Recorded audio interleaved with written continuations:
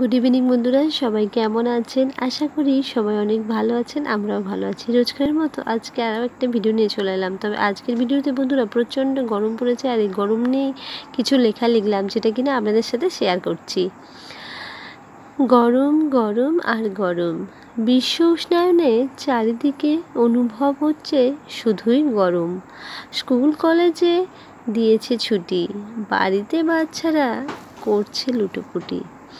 Ice cream কিংবা cold drinks, দই কিংবা লস্যি, পুদিনার শরবত কিংবা লেবুর শরবতি, কিছুতেই যে স্বস্তি পাওয়া যায় না।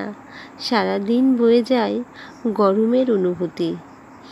এদিকে মার্কেটে তরমুজ, শসা, আম, জাম, কাঁঠাল, লিচু কিংবা খেজুর, নানান রকমের ফলের বাহার। কাজ করতে করতে না করতেই প্রত্যেকেই ঘেমে স্নান হয়ে যাচ্ছে। কুলার, ফ্যান কিংবা এসিতে স্বস্তি নেই কোনোখানেই। প্রকৃতির ঠান্ডা বাতাস মনকে ছুঁয়ে শরীরকে করে দেয় শান্তির পরশ।